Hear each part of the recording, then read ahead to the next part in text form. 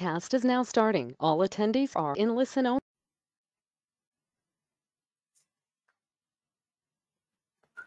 Stop. Oke, selamat sore teman-teman yang sudah bergabung pada hari ini. Terima kasih sudah bergabung hari ini, dan materi kita pada hari ini kita akan menyampaikan tentang rehat trading ya. Berhenti trading. Berhenti sejenak dari aktivitas perdagangan. Jadi ini lebih ke apa ya teman-teman? Lebih kepada psikologisnya ya, kepada psikologis. Oke, kita langsung saja ya.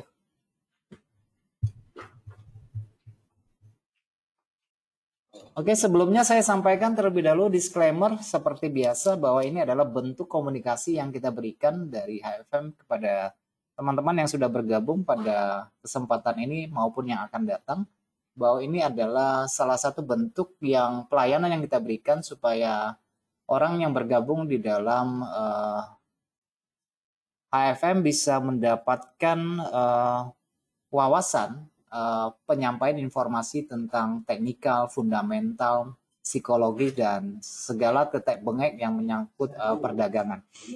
Oke teman-teman, ini adalah sampaikan terlebih dahulu tentang resikonya bahwa perdagangan virtual kontra for difference CFD seperti ini mengandung tingkat resiko yang tinggi. Jadi sebelum melakukan perdagangan atau yang baru mau memutuskan untuk melakukan perdagangan, sebaiknya mempertimbangkan kembali tingkat resikonya ya teman-teman, terutama yang baru. Dan itu yang akan saya sampaikan hari ini, terutama buat yang baru, bahwa tidak ada kesuksesan di awal karir ya. Bahwa tidak ada kesuksesan di awal permulaan suatu usaha. Jadi mesti mengalami jatuh bangun dan berdarah-darah terlebih dahulu. Oleh karena itu saya bilang belajar terlebih dahulu sebelum memutuskan untuk melakukan perdagangan akun akun realnya ya. Belajar dulu. Itu jauh lebih bagus daripada berdarah-darah nanti baru belajar.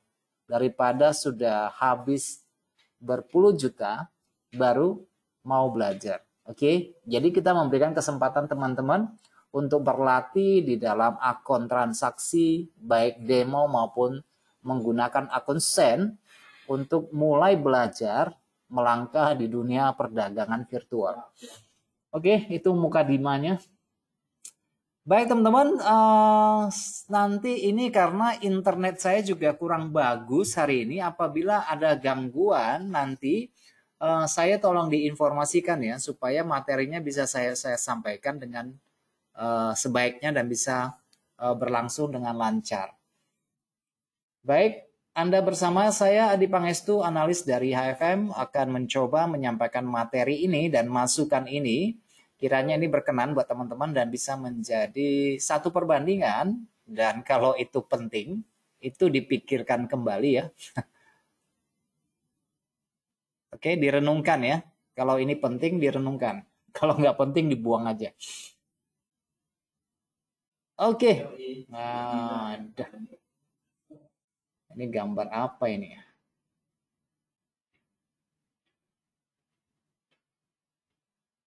Oke. Trader juga manusia. Ini kayak judul lagu ini ya. Oke. Nah, teman-teman, kita yang mulai mau masuk maupun sudah masuk ke dalam perdagangan memiliki rasa antusiasme yang sangat besar sekali ya. Iya kan? Pertama itu sangat antusiasnya luar biasa. Oke. Kadang-kadang kita bisa memperhatikan chart grafik itu berjam-jam ya, tanpa henti, tanpa melewatkan 1 menit pun untuk melihat kondisi pasar bagaimana. Belum lagi kita harus membaca berbagai sumber berita, artikel untuk memenuhi pikiran kita, mendukung analisa kita dan sebagainya. Oke, kadang-kadang mau pipis aja ditahan-tahan ya kadang-kadang ya. Terutama yang baru ya. Mau pipis saja ditahan-tahan. Oke, yang menjadi fokus kita adalah berita ekonomi. Karena kita masih awal ya, kita masih baru, kita akan selalu berpikir bahwa berita itu membawa efek yang besar bagi perubahan pergerakan harga. Belum lagi dengan data-data dan makroekonomi kan gitu ya. Belum lagi menganalisa, belum tahu analisa yang cocok, sehingga kita di awal-awal sering mengganti-ganti analisa. Terlalu banyak sumber informasi, banyak sekali hal yang harus kita tonton lewat media, lewat pembacaan ya. Banyak sekali kita bekali. Jadi begitu banyak ilmu yang kita coba raih, tetapi kita belum mendapatkan benang merahnya. Yang cocok ini sesuai dengan saya, karakter saya apa. Oke, di awal-awal ya. Bahkan yang sudah mulai memasuki fase awal seorang trader dan fase kedua mungkin juga masih mencari-cari, oke? Masih mencari-cari, masih jatuh bangun di awal-awal. Oke? Dan orang tidak akan pernah peduli dengan perasaan kita tentang kehilangan uang kita dari perdagangan, dan kita masih begitu sangat terobsesi ya. Begitu sangat terobsesi. Jadi kita nggak bisa bedakan mana obsesi, mana tujuan. Itu yang repotnya di awal-awal ya. Kita pengen mendapatkan hasil dari perdagangan kita ya, tetapi kita belum bisa membedakan mana obsesi kita, mana goal kita. Jadi ini masih campur baur karena kita masih sangat awal sekali di dunia perdagangan, baik perdagangan forex, saham, indeks dan sebagainya ya. Semua orang pasti mengalami fase pertama seperti itu. Oke. Ada pepatah mengatakan bahwa seorang profesional pada awalnya juga seorang amatir gitu ya. Nah, di awal-awal seperti itu ya, teman-teman. Kita akan mencoba untuk terus-menerus mengikuti ritme pasar. Kemudian kita akan memperhatikan kutipan pasangan mata uang apa yang cocok, yang memberikan imbal yang besar, memberikan hasil yang besar, kan gitu ya. Makin banyak sekali kita ikuti grup-grup signal, provider dan segala macam. Begitu banyak hal yang kita pelajari, begitu haus kita akan dunia ini ya.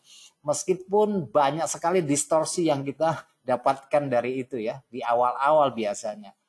Tidak bisa dipungkiri bahwa yang sudah melakukan perdagangan 1 bulan, 2 bulan, 3 bulan, 1 tahun, 2 tahun, 3 tahun, itu pun masih memperhatikan berbagai macam informasi baru, distorsi dari media sosial, dari TikTok, dari Telegram, dari Facebook, dari YouTube, dan semuanya itu semua. Oke, di awal-awal pertama teman-teman, ketika kita memasuki fase pertama dan fase kedua dalam melakukan perdagangan.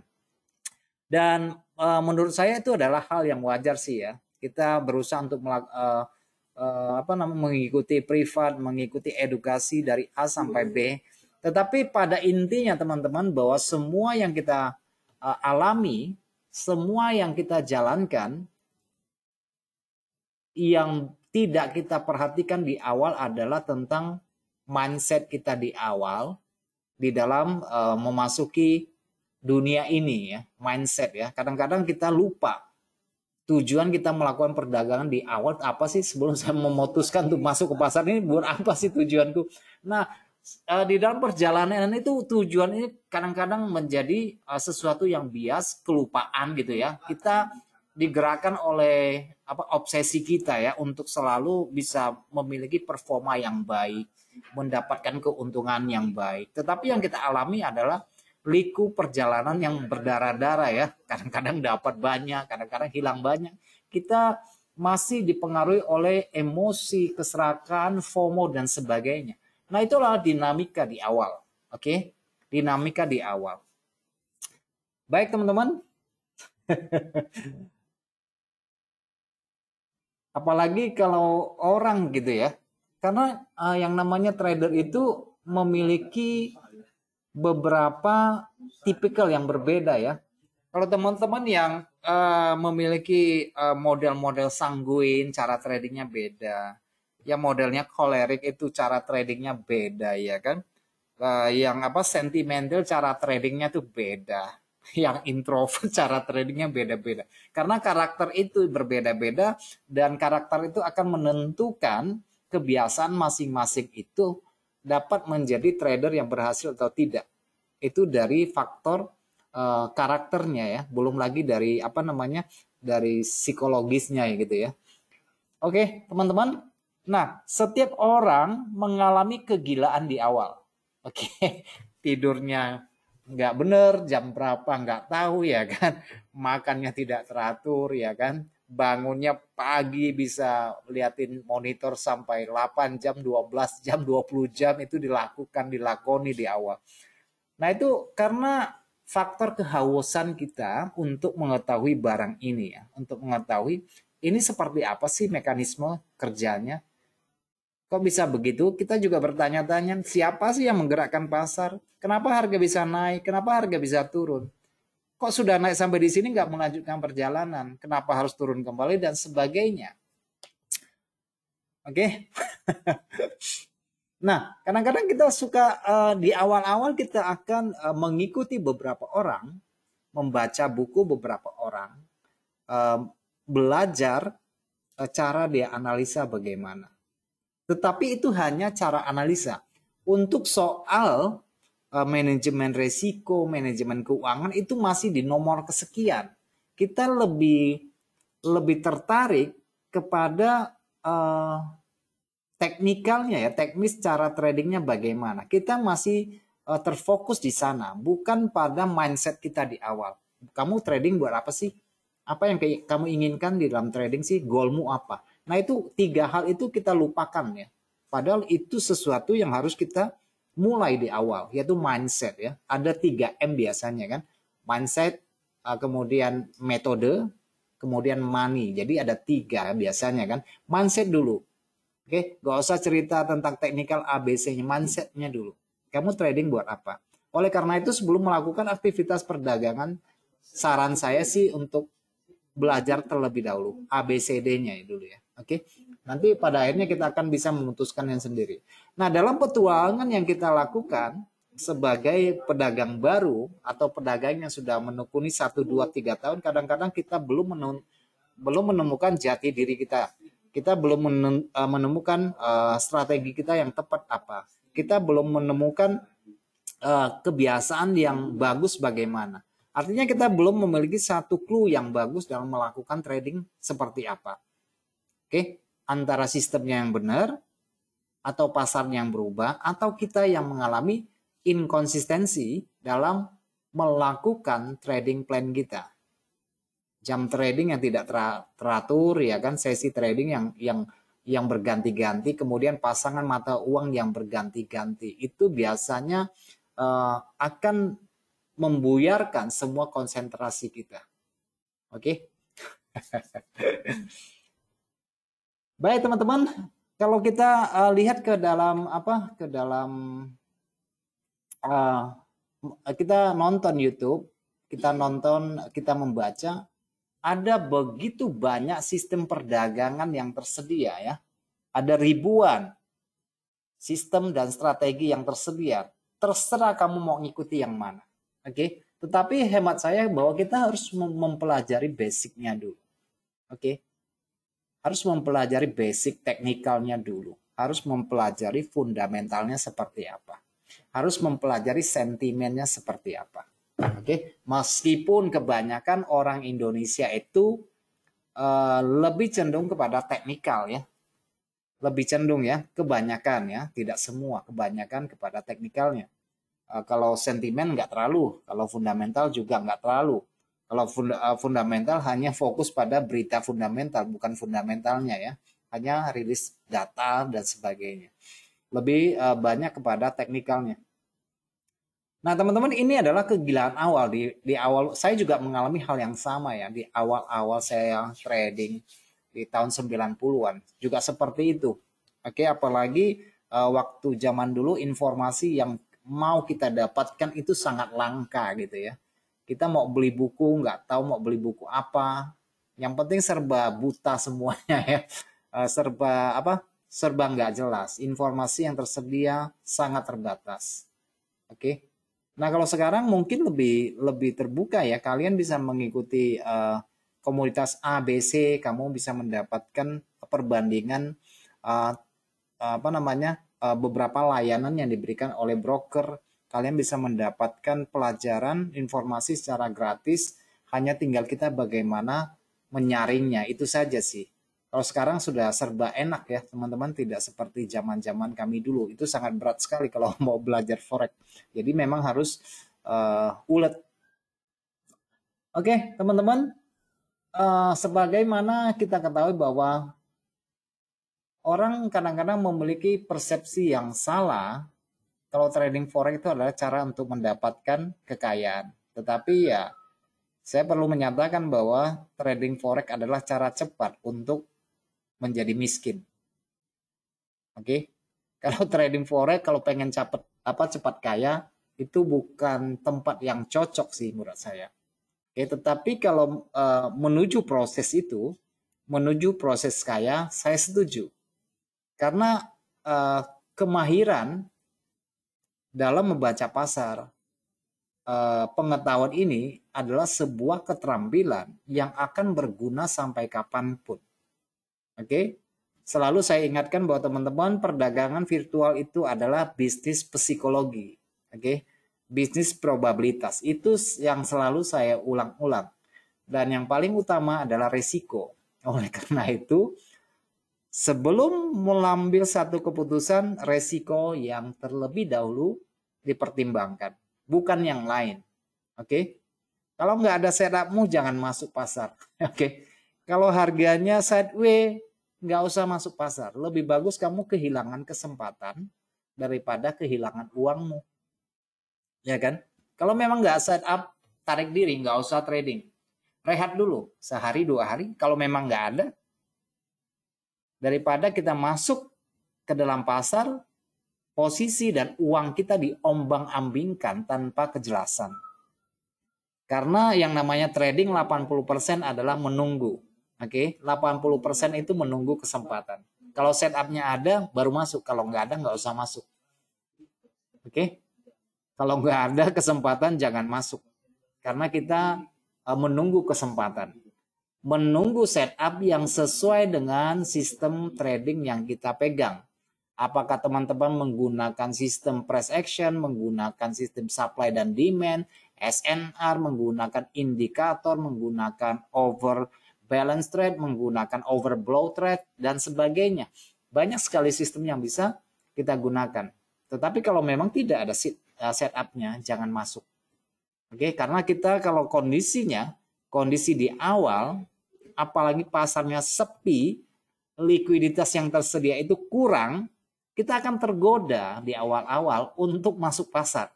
Percaya atau tidak? Ya kan? Kadang-kadang targetnya udah selesai, masih juga dilihatin. Masih juga mau masuk. Nah, ini salah satu yang menjadi kelemahan daripada trader adalah tidak tahu kapan berhenti untuk masuk. Biasanya sih seperti itu ya. Tidak tahu kapan harus berhenti. Kita selalu memiliki godaan dan gagasan baru. Oke? Karena kita suka kepada kepada perkiraan ya.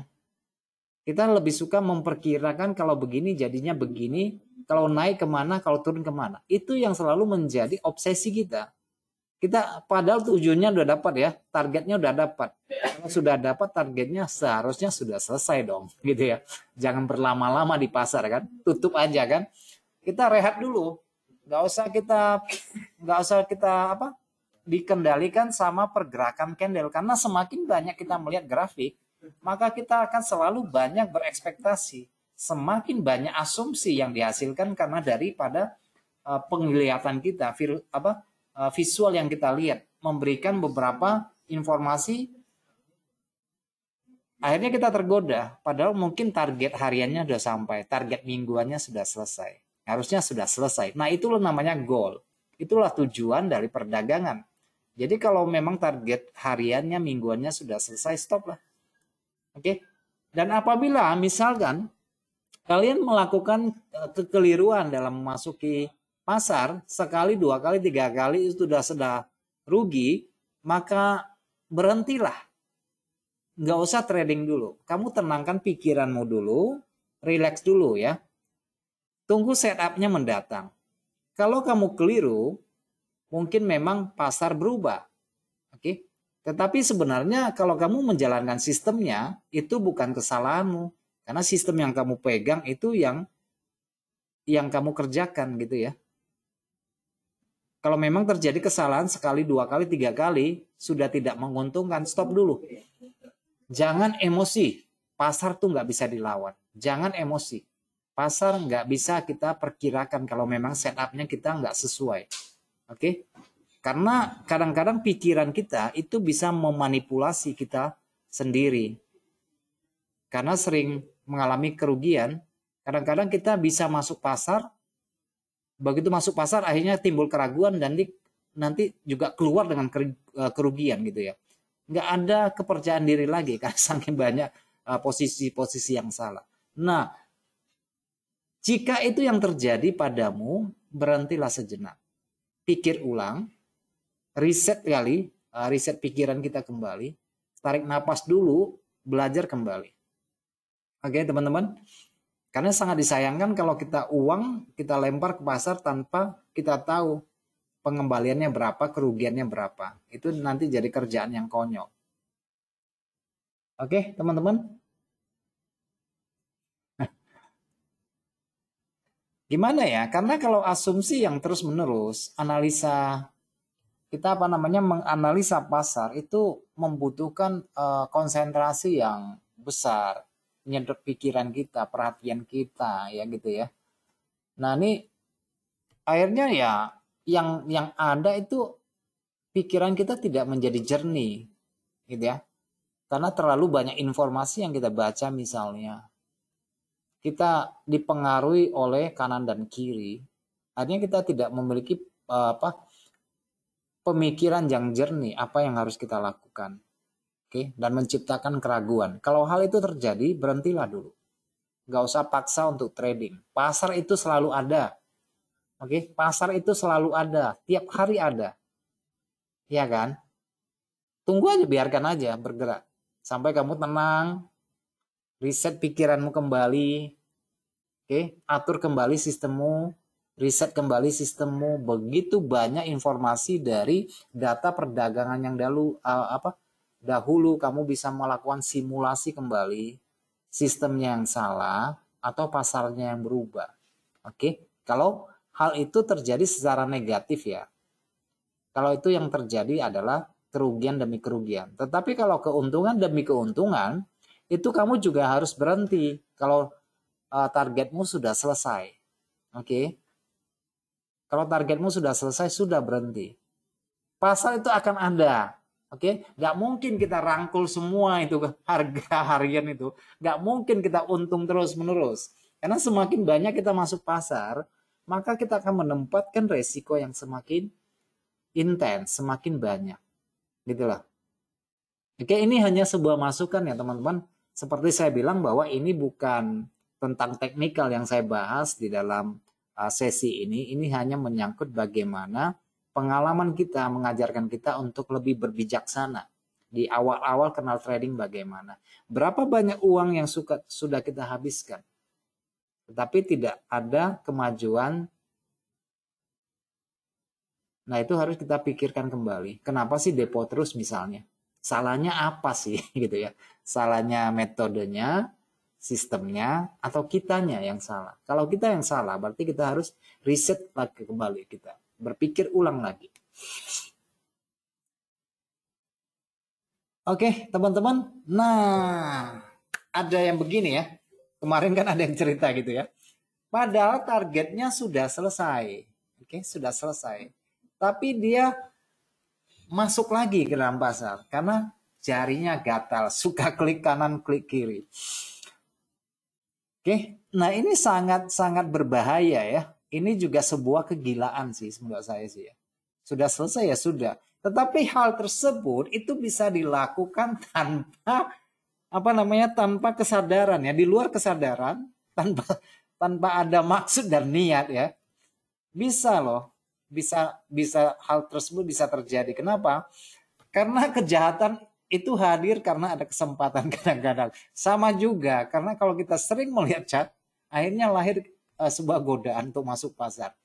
Tangannya gatal, pengen klik aja. Nggak bisa dipungkiri ya, itu adalah hal-hal yang pasti kebanyakan dialami oleh pedagang-pedagang. Oke, melihat ada kesempatan masuk pasar, akhirnya floating, akhirnya cut loss. Oke. Nah, teman-teman, ini adalah sesuatu yang sangat berbahaya. Meskipun ada yang menyarankan untuk mengobati sifat keingintahuan kita, sifat menantang diri kita itu dengan jari yang gatal, kita harus membuka akun satu lagi. Yang satu khususnya untuk tangan yang gatal, yang satu ini yang real. Ya, menurut saya itu juga sebuah pelarian sih sebenarnya ya. Mungkin itu bisa berhasil buat orang lain, tetapi ya itu adalah tindakan bukan sesuatu konsistensi atau disiplin ya, tetapi melarikan diri ya untuk menghilangkan kegatalannya, dia buka akun satu lagi. Saya nggak bisa menyalahkan hal tersebut, mungkin itu bisa bekerja buat sebagian orang gitu ya. Tetapi itu juga namanya inkonsistensi. Oke, menjaga sistem perdagangan tidak seturut dengan yang dia sepakati di awal dengan dirinya sendiri. Oke, ini sangat berbahaya teman-teman. Jari gatal ini sangat berbahaya sekali. Oke, perasaan ingin mencoba, menganalisa. Itu kayak seperti nonton bola. Kalau kamu nggak punya taruhan, rasanya nggak asik ya. Kamu lihat chat, tapi kalau nggak ada posisi, rasanya nggak asik ya. Gitu ya. Nah, itu banyak sekali dialami oleh kita ya, yang terutama yang masih baru, itu sangat lumrah terjadi, teman-teman. Nah, sebenarnya itu adalah sesuatu yang sangat beresiko ya. Meskipun kita dengan alasan lotnya kecil lah, lotnya kecil gitu ya. Padahal kalau kamu gunakan lot kecil juga hasilnya nggak seberapa ya. Tetapi kalau perasaan ingin klik tombol itu sangat besar sekali, menggoda sekali ya. Mungkin hal itu juga bisa terjadi bukan hanya karena target harianmu selesai, target mingguanmu selesai.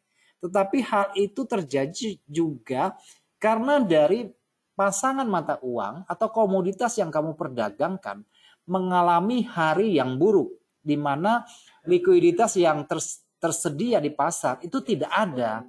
Itu sideways gitu ya. Jadi kamu itu membosankan.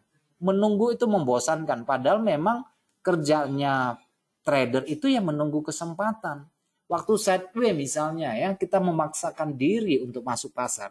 Yang notabene kita bukan seorang scalper misalnya. Kita adalah swinger, tapi memaksakan diri untuk masuk ke dalam zonanya scalper. Nanti kacau balau. Nah, pasar yang flat, pasar yang sideways itu sering menggoda kita untuk masuk pasar. Tangan kita suka gatal di situ. Hati-hati ya dengan tangan yang gatal.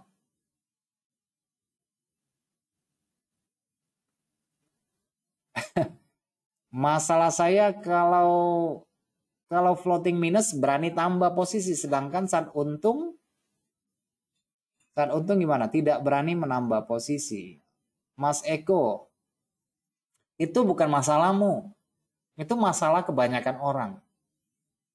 Oke, itu bukan masalahmu, itu masalah kebanyakan orang.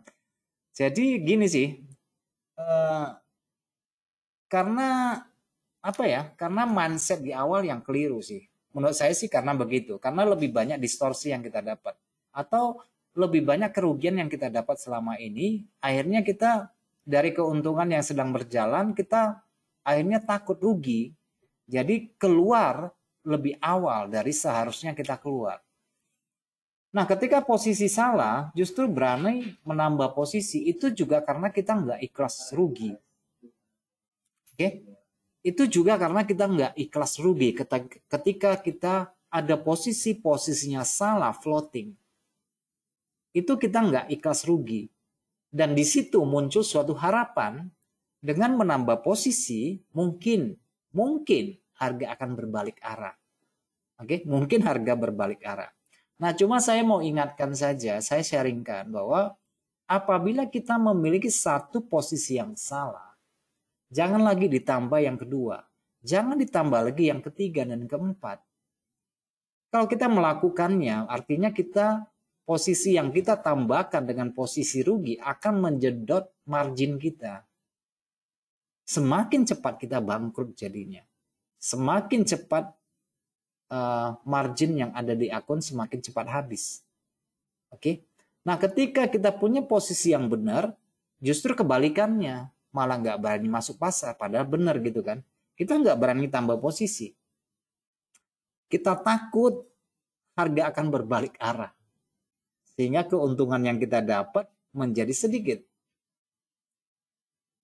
Malah bisa menjadi minus. Nah, itu hanya masalah teknikal, timing entry yang tepat, itu saja sih yang belum kita dapat.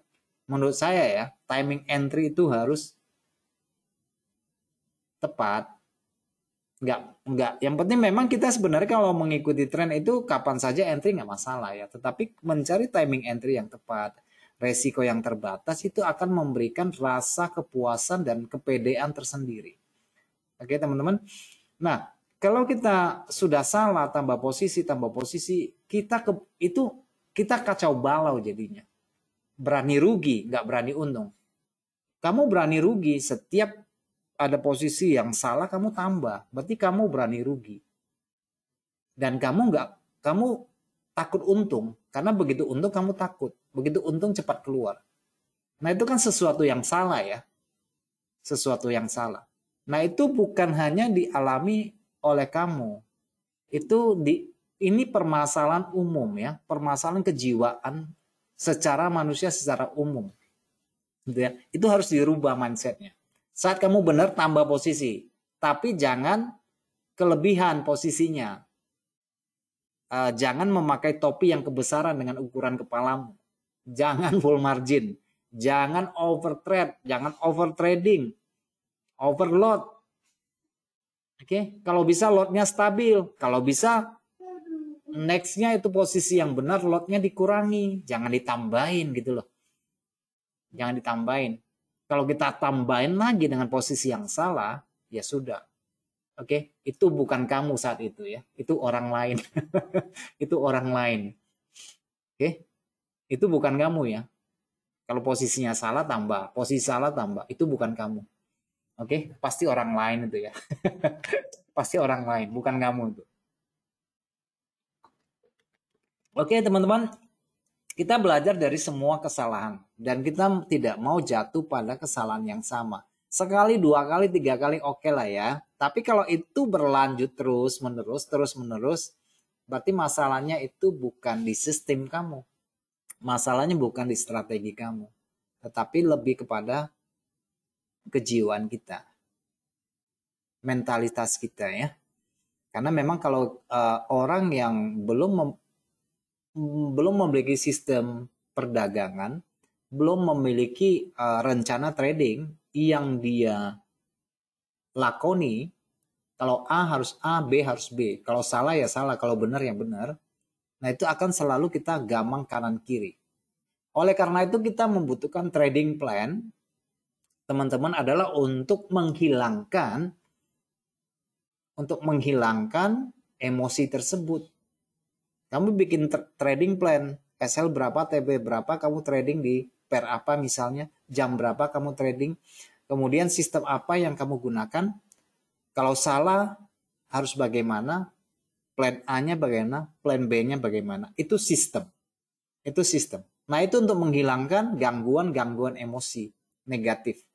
Oke, kamu tetapkan kalau saya trading satu hari, kalau sebagai intraday 3 kali. Nah kalau sudah 3 kali ya sudah. Baik dalam posisi untung rugi 3 kali selesai, udah. Kamu menetapkan bahwa 1 kali trade saya ruginya berapa, sudah. Jangan ditambah-tambah. Nah itu makanya kita harus memperlakukan bahwa trading ini sebagai pekerjaan, sebagai bisnis yang dijalankan secara sistem. Tanpa itu semua kita cuma main-main di situ, nggak tahu apa yang kita perbuat.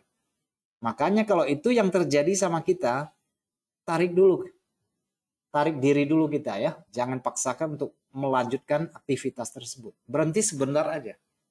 Tarik diri dulu. Sehari, 2 hari, 3 hari, 1 minggu, 3 minggu. Nggak usah lihat barang ini. Pikir ulang saja. Dipikir kembali. Nanti kita malah membuang waktu di situ. Kalau kita tidak mulai dari sekarang, kita hanya buang-buang waktu. Melakukan eksperimen A, B, C, D. Mencoba melakukan pengujian strategi A, B, C. Itu saja bolak-balik yang kita lakukan. Padahalnya kita akan menemukan satu strategi yang harus kita lakoni. Baru kita tahu kalau A, B, C bagaimana cara kerjanya.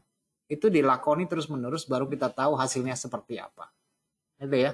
Jadi jangan sampai kita diombang-ambingkan oleh rasa penasaran kita, obsesi kita, dan sebagainya. Kita lupa kepada tujuan kita di awal, trading buat apa? Trading buat apa ya? Trading buat apa? Itu tujuan di awal kamu memutuskan dirimu untuk masuk pasar. Apakah itu hanya obsesimu? Kamu harus bedakan mana obsesi, mana tujuan ya. Itu dua hal yang berbeda ya. Oke, teman-teman. Saya tidak menceritakan masalahmu ya. Itu dihadapi banyak orang ya. Dan kita harus mulai bisa untuk meriset kesalahan-kesalahan, kekeliruan-kekeliruan, langkah-langkah yang keliru. Benarkan satu-satu. Kalau kamu punya sistem trading yang bagus, dengan setup yang bagus, yang mendatangkan keuntungan, itu saja yang kamu lakukan. Itu saja yang kamu melakukan. Karena bagaimanapun namanya berdagang, pola bentuk psikologis pedagang yang kamu baca di pasar, itu adalah sesuatu yang berulang-ulang. Oleh karena itu, kamu dalam sepanjang karirmu yang sebulan, yang setahun, yang 3 bulan, yang 2 tahun, yang kamu perhatikan di grafik itu, kamu tetapkan diri untuk menekuni satu bisnis, satu metode untuk menghasilkan uang di bisnis itu. Kamu perhatikan caranya bagaimana yang menghasilkan uang. Itu saja bolak-balik dilakukan. Itu saja bolak-balik yang dilakukan. Kalau yang merugikan, kondisinya bagaimana? Kondisi pasar bagaimana, kondisi dirimu bagaimana. Karena kita akan menghasilkan ketika kita punya sistem, punya setup, dan kondisi psikis kita dalam kondisi oke. Kalau kita di dalam tekanan itu nggak oke. Hasil tradingnya nggak oke. Dalam kondisi yang baik, temperamen yang bagus, emosi yang bagus, sistemnya ada, bisa menerima kekalahan, bisa memiliki mental juara. Ketika benar kamu berani tambah posisi, benar tambah posisi, tetapi posisinya jangan di kompon. Kalau kompon ya urusannya beda gitu ya. Kalau kompon posisi itu serakah sih serakah ya, tetapi serakahnya tuh nggak ada aturan ya. Ya kan? Serakah nggak ada aturannya. Kompon, lotnya tadinya belinya 1 lot, begitu naik tambah 2 lot, begitu naik tambah 3 lot. Nah itu ya cara cepat juga untuk menghabiskan margin. Jadi kalau bisa ya, kalau awalnya beli 1 lot dan ternyata benar, baru ditambah posisi boleh dengan lot yang sama atau dikurangi lotnya. Gitu ya, supaya kamu bisa tetap menjaga keuntunganmu yang ada. Kalau pasar itu mau naik, itu adalah fakta. Ya, kalau kamu posisinya benar dan sedang naik, itu adalah fakta bahwa pasar itu sedang bergerak naik, sehingga ketakutan dan kekhawatiranmu tidak beralasan. Benar nggak? Pasar kan fakta kan. Kalau dia memang mau turun, kamu buy, kamu nggak bisa berharap bahwa dia akan naik, karena itu adalah fakta. Kita nggak bisa berandai-andai berharap. Orang berharap ketika posisinya salah kan. Tetapi posisinya benar, lupa untuk tambah posisi. Ini memang momennya untuk masuk pasar. Misalnya posisinya benar, setupnya sesuai. Oke, tetapi kamu nggak berani. Ya kamu akan kehilangan kesempatan itu untuk mendapatkan uang. Iya kan? kesempatannya ada, setupnya ada, hitung-hitung resikonya terukur, tapi nggak berani masuk. Pakai lot yang kecil lagi. Pada setupnya bagus, tapi lotnya kecil. Ya kita akan membuang kesempatan ini dengan percuma. Nah di saat kesempatan tidak ada, malah kita jarinya gatal. OP aja terus. Ya kan? Berarti kan kita niatnya memang bukan trading kan. Niatnya itu memang ya ini obsesi gitu ya. Ingin menaklukkan pasar. Pasar nggak bisa ditaklukkan. Pasar nggak ada seorang pun yang tahu mau naik atau mau turun. Nggak ada. Kita membeli kemungkinan itu. Oke? Kalau kita merasa bahwa memang penuh dengan tekanan, kita harus berhenti dulu. Oke? Diam aja dulu. Oke? Nggak usah ngapa-ngapain, nggak usah trading. Pikir ulang lagi. Itu penting loh. Itu healing ya kita ya. Healing ya. Lagi stres kan, healing dulu. Karena yang penuh dengan tekanan kalau trading ya, apalagi nggak punya teman buat curhat. Nggak ada komunitas untuk diomongkan. Itu sesuatu yang ya akhirnya memakan diri kita sendiri. Nggak bisa terbuka misalnya. Kita orangnya introvert. Itu juga sangat menguras energi. Yang akhirnya apapun yang kita lakukan itu salah. Oke? Waktu kamu mengalami untung berturut-turut itu memang menyenangkan. Oke? Kadang-kadang malah sombong jadinya kan. Tinggal pencet benar. Ya kan? Tetapi bagaimana ketika kondisi kita menerima kekalahan yang berturut-turut? Oke? Nah, kalau kita tidak pernah mengalami namanya kerugian berturut-turut, wah mental kita belum teruji. Oke? Kalau kamu untung terus ya biasa aja sih. Tapi kalau orang yang mengalami kerugian berturut-turut dan dia mampu berdiri lagi, mampu mengkoreksi lagi, dan dia tahu bahwa kerugiannya itu terukur, dan dia menunggu kesempatan setup 1-2 bahwa kerugian yang sebelumnya bisa kembali, harusnya emosinya tidak akan mendistorsi dia untuk tetap berdagang di hari besoknya, di minggu besoknya, di bulan besoknya. Karena kapanpun kamu bisa melakukan perdagangan. Ya kan? Daripada kita emosi yang tidak jelas. Daripada kita keliru tetapi mengkambing hitamkan semuanya. Kita nggak bertanggung jawab jadinya. Oke? Jadi harus dipertanyakan kembali. Banyak orang yang bisa jadi trader, mengaku dirinya trader. Tetapi yang bertahan di bisnis itu seberapa banyak? Di tahun pertama, tahun kedua, tahun ketiga sudah hilang semuanya. Ya kan? Yang mampu bertahan, yang mampu mengkoreksi kesalahan-kesalahan yang kita lakukan, kekeliruan-kekeliruan yang kita lakukan, baru kita bisa survive. Kalau enggak kita lakukan dari sekarang, memang sih kalau saya cerita itu lebih banyak yang enggak enaknya ya. Lebih banyak yang pahitnya. Tetapi ya itulah kenyataannya, teman-teman. Memang kita harus mulai saat ini. Yang enggak benar apa? Itu kita harus benarkan. Oke? Yang bengkok-bengkok yang mana itu harus kita benarkan. Kalau tidak mulai dari saat ini, mau kapan lagi? Masa kita mau buang waktu lagi? Ingat ya, investasi itu bukan duit ya, investasi adalah waktu. Karena waktu tidak bertambah. Oke? Oleh sebab itu jangan buang-buang tenaga, OP-OP sembarangan. Oke? Trading sembarangan. Belajar cara sistem yang sederhana saja. Gak usah yang ribet-ribet dulu. Belajar untuk konsisten, belajar untuk disiplin. Nah itu baru nanti di ujungnya baru kita akan tahu hasilnya seperti apa. Lebih bagus di awal sulit. Di awal rugi nggak apa-apa. Tetapi kalau kita punya komitmen untuk menghasilkan uang di bisnis ini, kita harus belajar sama praktisi yang sudah menekuni ini berpuluh-puluh tahun. Kita harus belajar dari orang pintar. Kita harus belajar dari orang yang berpengalaman. Oke, kita harus belajar sama orang yang berpegang kepada risiko. Oke, bukan berpegang dan dipengaruhi oleh influencer. Hanya menjual mimpi-mimpi indah. Oke, teman-teman. Nah, inilah kenyataan yang ada di hadapan kita. Oke, teman-teman ada yang mau bertanya nggak? Ini kok sesinya curhat ini gimana sih?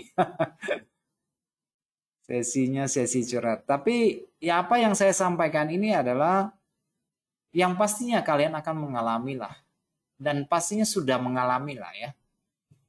Hanya bagaimana membenarkan hal-hal yang sudah benar ya. Yang salah itu tidak perlu pembenaran. Salah pasti salah. Kena SL, pasang SL, kena SL itu adalah konsekuensi. Rugi di dalam berdagang itu konsekuensi. Kamu untung di dalam perdagangan itu adalah upah kamu. Membeli probabilitas, membeli tren, membeli kemungkinan. Itu bukan kerugian. Itu adalah ongkos untuk membeli tren. Oke, kalau kamu rugi biasa saja ya. Tapi ada ukurannya ya, resikonya harus jelas. Jangan nggak jelas, nanti gawat nanti. Repot lagi. Oke, nah teman-teman, kalau kamu merasa jenuh untuk melakukan perdagangan, kamu stres, kamu tertekan, nggak usah trading. Istirahat saja. Oke. Kamu tidak harus setiap hari trading. Nggak mesti. Oke. Ini platformnya nggak kemana-mana ya. Yang selama ada perdagangan perbedaan mata uang, pasti trading itu masih ada. Cuma masalahnya uang kita nggak selalu ada kalau kita paksakan. Nggak malah habis nanti, gawat nanti. Harus kita berhenti dulu ya, teman-teman.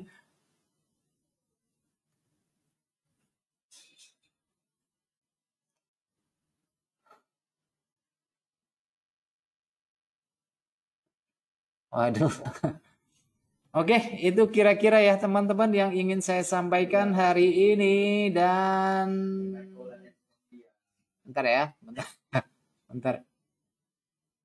Bentar ya. Kamu tanya apa nih? Tanya euro kah? Bentar. Euro kah? Oke, teman-teman itu sesinya udah selesai ya. Ini hanya tambahan aja. Untuk apa nih? Euro ya.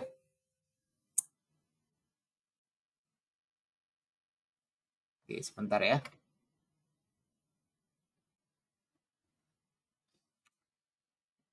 Ini jangka panjang atau jangka pendek? Kalau jangka panjang sih masih ada ruang sih Zal, masih bisa ke sini sih.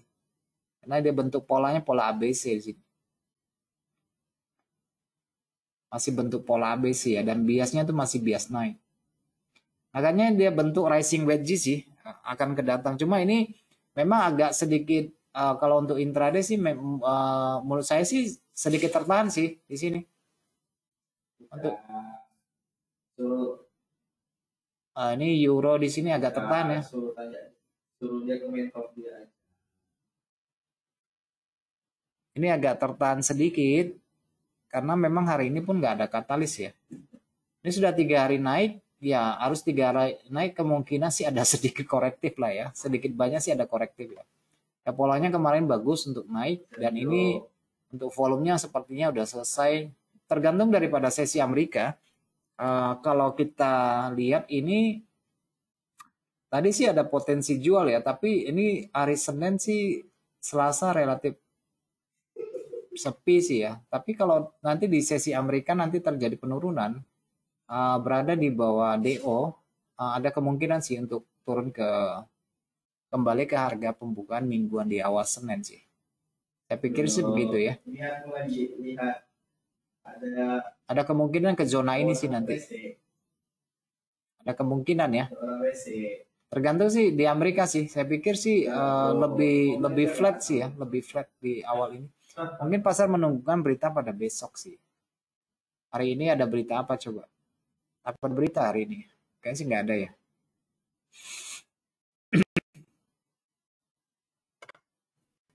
Hari ini ada berita nggak? Kayaknya sepi ya berita ya. Lebih kepada apa ya? Kepada Fed speaker ya. Banyak pembicara dari Fed pekan ini, tetapi yang menjadi perkiraan utama sih yang mempengaruhi pergerakan harga lebih kepada laporan indeks harga konsumen CPI untuk bulan lalu ya. Kalau hari ini untuk berita sih kayaknya sih nggak ada sih untuk euro. Lebih kepada teknikal aja sih. Lebih kepada teknikal sih. Kalau untuk dari euro sih nggak ada berita lah ya. Paling besok. Paling besok lah. Besok pun nggak ada, sepi data buat euro deh. Untuk euro sepi datanya. Jadi pakai teknikal aja lah. Siapa Zal? Untuk teknikalnya aja lah. Saya pikir untuk teknikal lah. Ini sudah memasuki zona jual sih. Ini zona jual ya. Zona jual. Cuma nanti cari potensi buy aja di sini. Kalau dia balik ke sini kan bisa cari potensi buy atau sell gitu ya. Tapi untuk saat ini kalau ini kan di 4 jamnya relatif apa ya? Relatif memberikan sedikit gambaran, ada pembalikan. Saya khawatir jaga-jaga aja bentuk pola seperti ini. Kalau dia misalnya nanti ada closing di bawah, berarti kira-kira harga bisa masuk kembali ke zona ini nanti. Oke, tapi ya kalau lihat dari biasnya ini kan sudah 3 hari naik ya. Biasanya sih ada semacam pemantulan sih pada sisi bawah. Pada sisi bawah ya. Jadi kalau lihat dari prospeknya ini sih boleh sedikit-sedikit jual lah, tapi jangan terlalu berharap dulu lah. Oke. Paling ada turun juga kembali ke di weekly open. Karena kalau kita lihat dari strukturnya masih ada struktur naik sedikit banyak karena di sini kan zona keseimbangannya di sini ya. Kalau lihat strukturnya masih ada kemungkinan naik. Nah, cuma kalau di daily itu kita belum mendapatkan informasi untuk turun. Karena bagaimanapun namanya daily itu harus lebih dari 1 hari. Kalau dia cuma begini aja kita belum bisa mengambil satu kesimpulan bahwa euro akan turun kan. Karena secara weekly kamu juga bisa melihat bahwa pergerakan sudah menembus 2 mingguan ya. Sudah 2 mingguan high-nya yang ditembus. Jadi paling netralnya nanti balik-balik ke sini. Netral ya, saya bilang netral ya. Paling balik-balik ke sini aja. Kalau ada potensi sih, kalau maunya sih euro sih turun. Maunya sih turun ya. Tapi belum kelihatan. Coba nanti kamu bandingkan sama dengan indeks. Indeks ini kamu cermati aja di sini. Kalau dia tidak bergerak lebih jauh dari sini, ada potensi untuk berbalik arah ya bisa jadi ya. Bisa jadi. Ya tergantung kondisinya nanti daripada indeks karena bagaimanapun pengaruh euro itu sebagai alat ukurnya kan di indeks kan. Ini juga mendekati dekat-dekat support untuk indeksnya. Jadi ya mudah-mudahan bisa reverse lah ke atas. Bisa reverse ke atas. Ini hanya bentuk ABC-nya aja. Sama seperti euro juga bentuk ABC. Oke. Bentuk ABC. Tetapi dia masih punya high ya yang mungkin saja dicapai nanti. Tergantung prospek lah nanti. Saya ngomong-ngomong begini kalau datanya kalau ada pembentukan pola jual ya dijual. Kalau ada pembentukan pola buy ya kita buy. Paling begitu aja sih. Lihatlah kondisinya bagaimana level ini, perhatikan aja nanti. Kalau ada pemulangan ya. Saya sih pikirnya sih begitu. Entah barangkali nanti dia bentuk dua kali retest juga bisa. Atau dia dari ini tergantung sesi Amerika sih. Kalau sesi Amerika bisa membawa di bawah daily opennya itu masih ada peluang untuk itu, untuk pulang jual.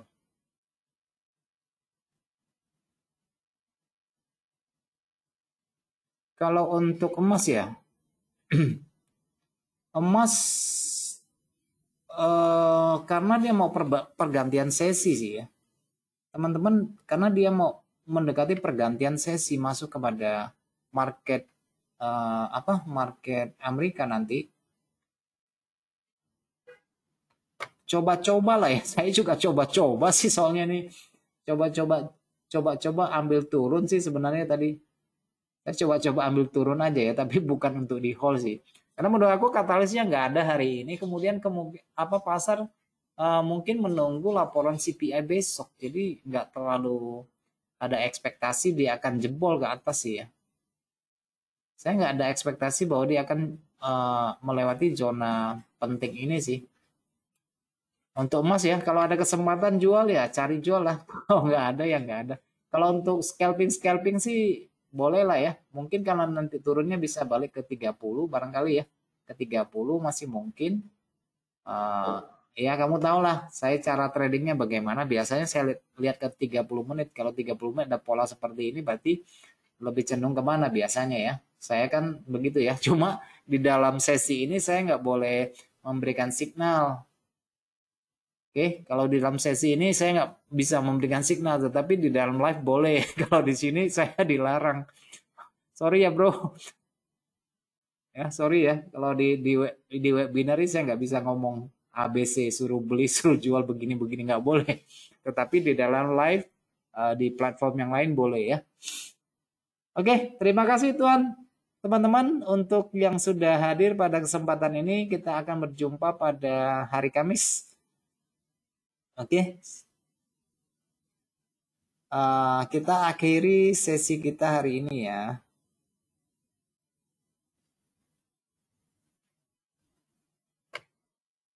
Oke, harap maklum ya. Harap maklum ya. Oke, terima kasih buat atensinya teman-teman. Kita akan berjumpa pada hari Kamis di topik yang berbeda. Oke, selamat sore semuanya. Bye-bye.